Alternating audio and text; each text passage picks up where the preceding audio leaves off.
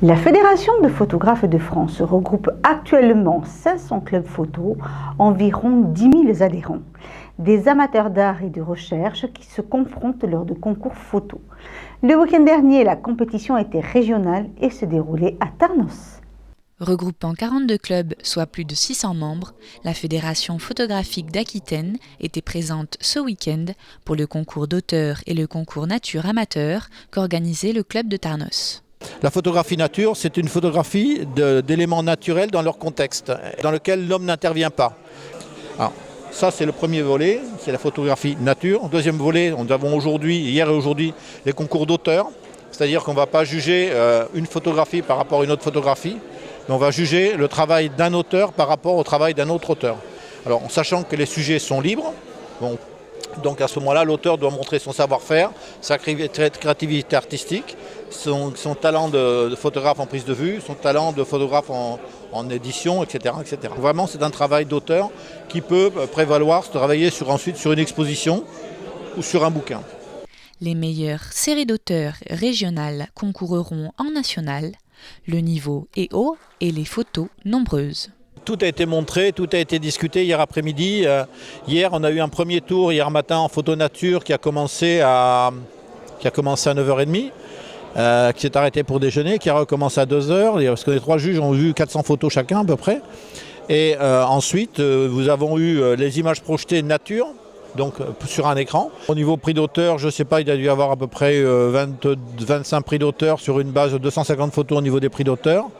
Et puis au niveau, je pense qu'il y a dû y avoir 400 photos non images projetées. Alors en images projetées, il y en avait 330.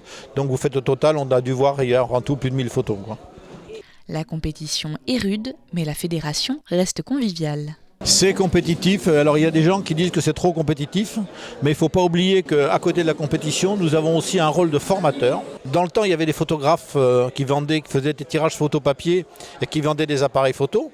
Maintenant que vous avez des grandes surfaces qui ne veulent pas se salir les mains, qu'est-ce qui se passe? Il se passe simplement que les photoclubs sont obligés de faire le travail de formation que faisaient avant les photographes. Donc on n'est pas des auxiliaires de la photographie professionnelle, mais on a un rôle à jouer. Quand vous achetez un appareil photo maintenant qui fait dans le mode d'emploi de 600 pages, il faut bien qu'il y ait des gens qui vous apprennent. La photographie, c'est un art, hein, c'est pas le fait d'appuyer sur un bouton, et que c'est très bien quand les gens viennent nous voir et puis que 2-3 ans après, eh bien, on voit que ces gens-là rentrent en compétition avec des images originales. Et c'est en particulier des jeunes. Moi, j'essaie de former des jeunes dans mon club, donc voilà.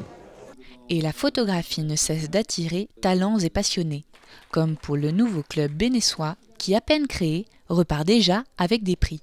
Bon, en fait, là, je représente le Thierry de Maréchalaire qui a eu le premier prix du meilleur auteur en couleur papier.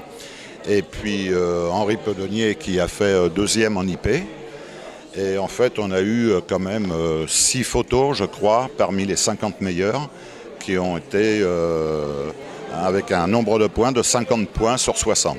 En fait, c'est la première année qu'on concourt pour ce club à Bénesse-Marennes qui nous a accueillis au mois de mai. On est 20 adhérents aujourd'hui et dans l'ensemble, on a eu 14 adhérents qui se sont fédérés et pour participer au futur concours de la fédération. Je pense que là, compte tenu des résultats qu'on a eus, ça va encourager certaines personnes. Le prochain concours sera thème libre, avis aux amateurs.